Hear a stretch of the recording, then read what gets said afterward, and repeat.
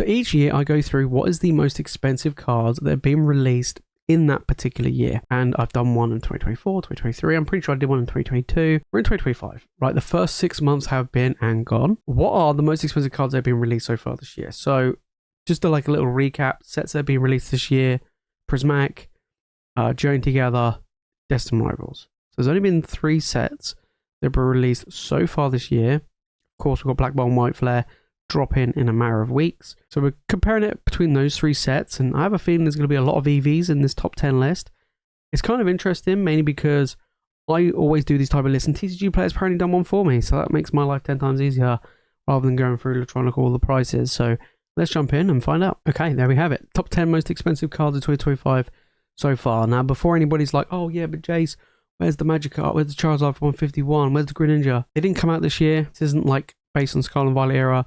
This is just literally based on 3 sets: Prismatic, Journey, Destined Rivals. That's it, all right? So let's get into this. Anyway, this is definitely the year of the EV. Yeah, absolutely. There's Pokérev's face, if you didn't know. So it talks about this Prismatic ETBs. These are holding relatively well. Bearing in mind, in the US, they've had a decent amount of reprints or restocks. I guess it's not really reprints, but and that's been keeping the price somewhat stable rather than it going up. I kind of feel like if they didn't, then the price would have just kept going trickling up and up and up. But at least it dipped it a little bit. But I think going to MSRP is a pipe dream at this point. So let's take a look. Right, so the most expensive cards of 2025. Coming number 10, we have the Flareon from Prismatic. It's gonna be. I have a feeling there's gonna be a lot of EVs in this list. But we're starting off with the Flareon. I actually do quite like the look of this one. However, has fallen quite heavily. So we're starting off this list, right, with a nearly $200 card. When I've done these lists in the past, like a $200 card would be in the top 3. There was no way we were starting off these lists at $200. There was just no way. We were starting off a lot of these lists at maybe 60, 70, around that mark. But to think that we're doing one and it's starting off at 200 goes to show the times we're in are just makes 0 sense. But this one has fallen over the past 3 months. This one's gone from a nearly a $350 card down to a $190.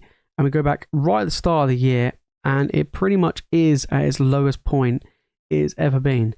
And we did see a big spike towards the earliest of this year after the set came out, and it jumped all the way up to $400. Prismatic was a weird one. Instead of cards dropping down in value after the set release, a lot of them started to shift upwards in value, just because of availability, tough pull rates, and the fact that the packs and stuff were just pushing up at a higher price. Higher price, high value cards. Not always, but it does, especially in like modern era stuff.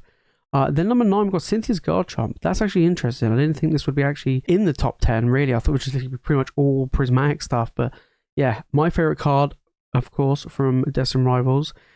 Gorgeous card, absolutely amazing. $224 though. This one has bounced back quite nicely, in all fairness. If we go back over the past month, it was 193, and now it's pushing towards 230. We go back 3 months, when the card first came out, it was $300, and then it dropped to $200, and now it's trickling back up once again. And I think it's going to be really good again. Similar to Prismatic, expensive packs and so on and so forth. Scarcity drives prices up. And that's pretty much what's happened there with the Garchomp. Coming number 8, we have the Glacion. Of course, another evolution. $217. This one's fallen quite heavily. If we go back at the beginning of the year, this was a $280 card. And now we look at $215. And it did actually peak to as high as $340. Wowza. I think this is the only one I've ever pulled. And we pulled on a stream. And I think this is the only one we've ever pulled from Prismatic. Now from Treasury Festival, get loads of them, but from Prismatic, it's a tough one. It is a tough one. Another EV coming in, Jolteon at number 7. It's going to be a trend, guys. There's going to be so many EVs. Then we have this one actually fallen quite heavily. Yeah, I mean, it was like $315 and then trickled up a little bit, and now it's $220. I mean, again, very, very impressive. I mean, it is pretty much where it once was when the set first came out. So Jolteon, my least favorite, but still at number 7, is just crazy. Vaporeon up next at number 6. This one's a pretty cool artwork. I do like this one. This one fell quite heavily from around $400 now to $250. So we're coming to the top 5 with $250 on the board. madness, right? I remember, seeing something like the Greninja be $250, back when Twilight was at its peak, and you're there like, holy smokes, this is a real big deal. I remember we go back at the Sword and Shield era, and we look back at those cards that came out as well, and you're there like, holy smokes, what's going on? This card's like $100, $150, and now we're like, not even in the top 5, and we're at $250 already, which it is absolutely ridiculous. So in number 5, we have the Espeon, currently sitting at $280. And again, we're looking at a card that was $420, now down to $280, and it's looking like it's continuing to fall. The fact is, we've now broken into the top 5 with a $280 card. It doesn't bode well, for people that want to get hold of these cards. It just, it's at that point, some people will be looking at going, it might be better just to try and crack it from a pack. No, but it's unfortunately just the way it goes. Leafeon in number 4, my favorite card out of all the evolutions, I have to admit. Even though Sylveon is my favorite just Pokemon, like Eevee. But yeah, Leafeon is very, very cool. And this artwork, in my opinion, goes hard. So we have here 460, now looking at 280. Huge, huge drop. And that's what happens, right? When more restocks hit the shelves, people cracking these packs, more of this hitting the market, the demand drops and the increase in volume of cards go up, and that's basically what happens, and the prices just keep tumbling down, baby. Then we've got the Team Rocket's Mewtwo, so very, very new, Destined Rivals, coming number 3. I mean, this card's actually been doing relatively well, in all honesty. As with all new sets, the card plummets after release, but it's actually trickled up quite nicely. I mean, a month ago, it was around $360. We go back, and it was sat at $346, and now we're looking at over $400. So it's on that upward trend. It's a tough card to pull.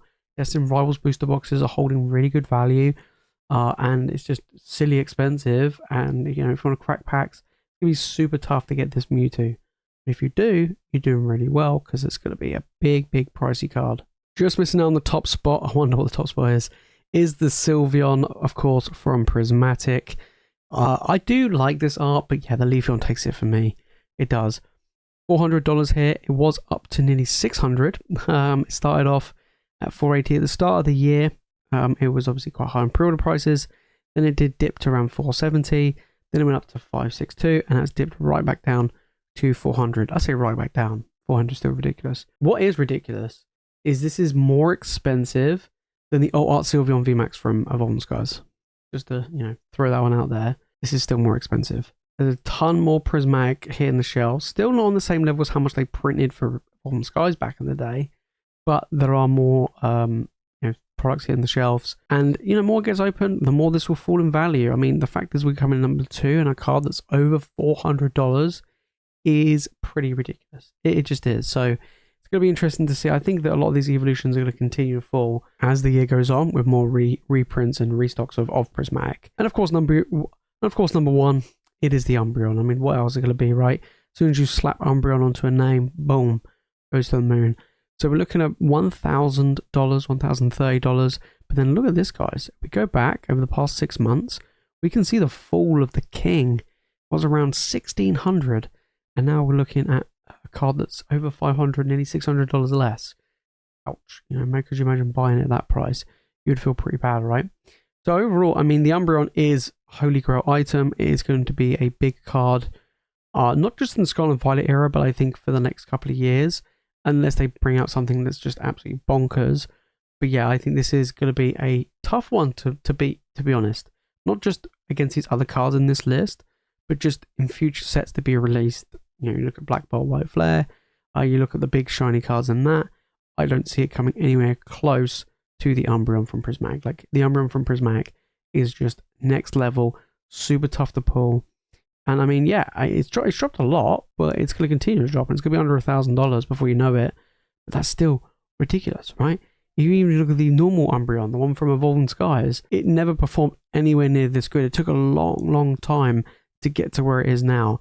Whereas the Umbreon from Prismatic has basically come out of the gates swinging, being very, very high, and now it's coming tumbling down, of course. So it's very, very interesting to see. Look, raw price there of a Umbreon, 1,400, and this card pretty much was at that level, if not more. 1.6k last year. So yeah, it's It's just ridiculous. It really is ridiculous. But overall, a lot of prismatic. It's gonna be interesting to see what happens with Black Bolt, White Flare.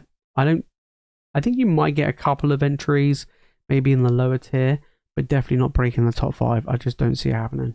So you have it, guys, the top 10 most expensive cards of the year so far. We have Black Bolt and White Flare literally around the corner, and then we're getting some cool, interesting mega sets coming back as well, so that's going to be interesting to see.